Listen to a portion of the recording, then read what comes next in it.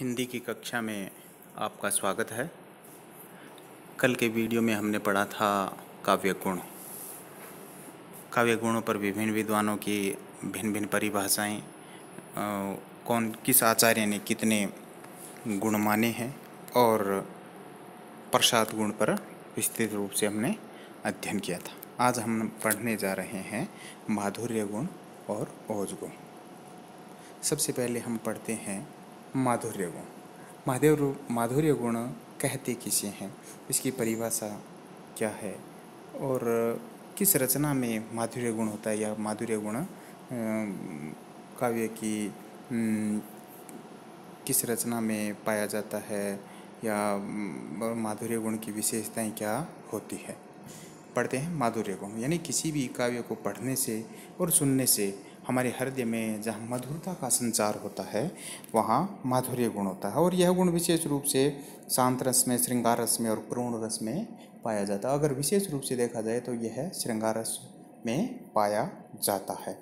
और इसकी कुछ विशेषताएं हैं, इसमें देखते हैं कि कहाँ होता है। माधुर्य गुण युक्त कानों काव्य में कानों को प्रिय लगने वाला मृदु वर्णों का प्रयोग होता है। यानी माधुर्य गुण में मधुर वर्णों का प्रयोग होता है। यानी उसमें रेफ वर्ण है और टय वर्ग के वर्ण हैं, ये उसमें नहीं होते। और जिसमें जैसे क वर्ग के वर्ण होते हैं, चय वर्ग के वर्ण होते हैं, टय वर्ग को छोड़कर, क्योंकि टय वर्ग के जो वर्ण हैं वे ओज गुण में ज़्यादा प्रयोग में आते हैं।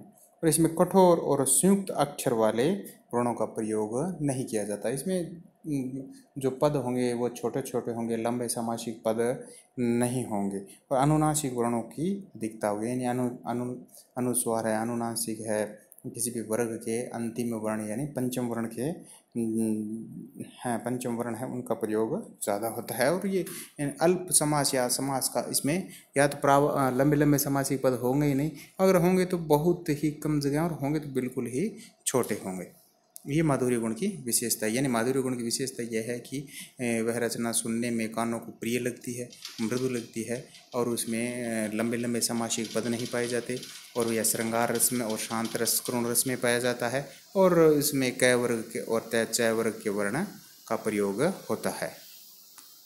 अब हम इस प्रकार कह सकते हैं कि कानों को प्रिय लगने वाला, समास रहित और चित्त की द्रवणशीलता और प्रसन्नता कारक काव्य माधुर्य गुण युक्त होता है। यानी अगर किसी भी काव्य में ये गुण है कि वह कानों को प्रिय लगता है, और लंबे लंबे समासिक पद उसमें नहीं है, और वह हृदय को या चित्त की द्रवणशीलता और प्रसन्नता कारक है, अगर वह काव्य है तो वह माधुर्य गुण युक्त है। अब इसकी उदाहरण पढ़ते हैं। जैसे यह उदाहरण पढ़ते ही हमें लगेगा कि वास्तव में यह है हमारे चित्त को द्रवित करने वाला है। कह बिहारी का है, कहत नटत रीजत खींचत, कहत नटत रीजत खींचत, मिलत खिलत लजियात, भरे भवन में करत है नैनन सो ही बात। यहाँ माधुर्य गुण है। एक उदाहरण और देखते हैं इसका। यही बिहारी बतरस लालच लाल की मुरली धरी लुकाए, बतरस लालच लाल की मुरली धरी लुकाए, सोहे भरे बोहनिया से दिन कहीं नट जाए। कंकन, अगला उदाहरण है, कंकन किंकिन नुपुर धुनि सन कहत लहकन, समराम हृदय गुनि मानहु मदन दुधुम्बी दीनी मनसा विश्व विजय कर। ओज गुण। अब हम पढ़ते हैं ओज गुण।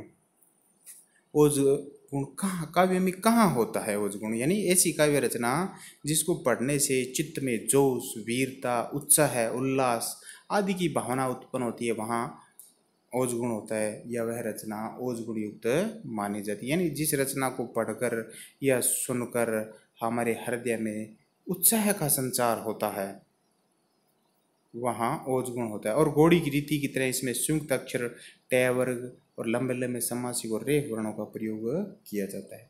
अब इसमें ये ध्यान रखना आता है कि जहाँ लंबे लंबे शब्द होंगे, टय वर्ग होते हैं, ट ड ढ, ये होते हैं ट ठ ड ढ, ये रेफ वर्ण जैसे टार्क, आर्क, भ्रम, इस तरह से निरुद्ध, दुद्ध, रुंड, झंड, मुंड, वितुंड, इस तरह के शब्दों का प्रयोग किया जाता है, वहाँ ओज गुण होता है। जैसे और रेफ वर्ण होते हैं, लंबे लंबे समासिक पद होते हैं, जैसे षडगोपाचार्य, शांडिल्य, ये लगातार एक बड़ा शब्द हो गया तो यहाँ लंबा सामासिक पद हो गया तो वहाँ यही ओज गुण होता है।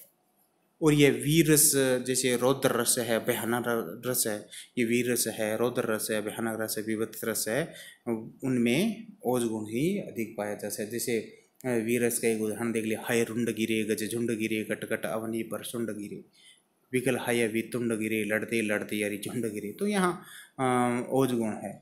और इसी प्रकार रौद्र रस का भी एक उदाहरण हम ले सकते हैं कि जैसे श्री कृष्ण के सुन वजन अर्जुन शोक से जलने लगे सब, शील अपना भूल कर करतल युगल मलने लगे, उस पल मानो क्रोध से तन कांपने लगा उनका, ऐसा लगा जैसे सोता हुआ कोई सागर जगा। हर उसी प्रकार हम देखते हैं कि विविध रस होता है, जैसे रिपुहान तन की कुंडली करी जोगिन चबात, पी में पगी मानो जुबती जलेबी खात।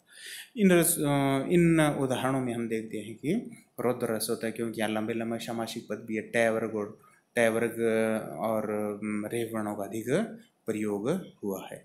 और इसके उदाहरण भी हम देखते हैं। एक उदाहरण, मैं सत्य कहता हूँ सखे, सुकुमार मत जानो मुझे, यमराज से भी युद्ध में प्रस्तुत सदा जानो मुझे, हे सारथे हैं द्रोण क्या, आवे स्वयं देवेंद्र भी, वे भी न जीत सकेंगे स्मर में आज क्या मुझसे कभी। ये यहाँ रौद्र रस का उदाहरण है, तो ओज गुण है। में यानी रचना को पढ़ते और सुनते ही हमारे उत्साह का संचार होने लगता है। वहाँ रौद्र रस होता है या वीर रस भी होता है, तो वहाँ ओज गुण होता है।